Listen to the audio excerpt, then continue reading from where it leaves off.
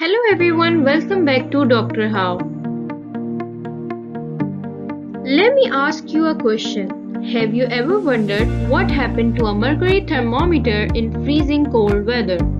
Most people think it just keeps going down forever, but the truth is way more fascinating. Today we are learning why mercury thermometer actually fail in extreme cold and what scientists used instead. In normal cold climates like your winter mornings, mercury behaves just like you didn't expect. It contracts as the temperature drops and the silver line inside the thermometer goes lower, showing you the chill in the air.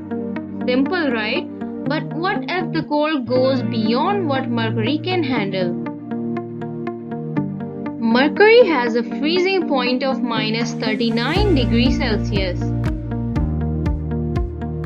That means if the temperature drops below that, like in Antarctica, Siberia, or even inside some high altitude research labs, mercury doesn't just contract anymore.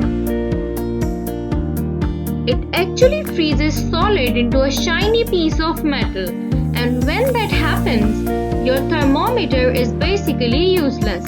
The mercury cannot expand or contract, so the reading just stops.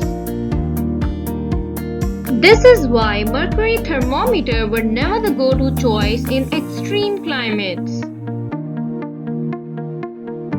Scientists needed something better like the alcohol thermometer. Unlike mercury, alcohol freezes at a super low temperature, around minus 114 degrees Celsius.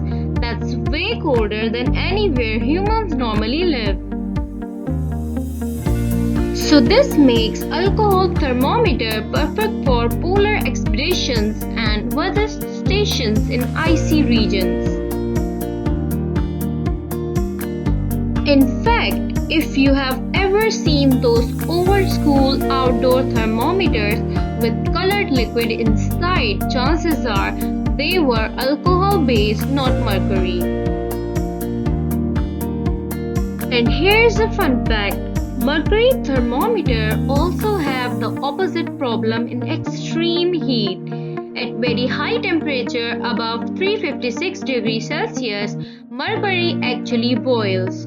That's one reason why in modern industries, digital thermometers and other sensors have mostly replaced mercury one. In normal cold weather, mercury contracts and works just fine. But in extreme cold, below minus 39 degrees Celsius, mercury actually freezes solid, making the thermometer stop working. That's why alcohol thermometers are used in those icy environments instead. Pretty amazing, right? Next time you see a shiny mercury thermometer, you'll know it has its own weakness, extreme cold. Here's a question for you. Would you survive a place colder than minus 39 degrees Celsius? Let me know your thoughts in the comments. If you enjoyed this science explainer, make sure to like this video, subscribe to Dr. How and hit the bell icon so you never miss more quick and fun science facts.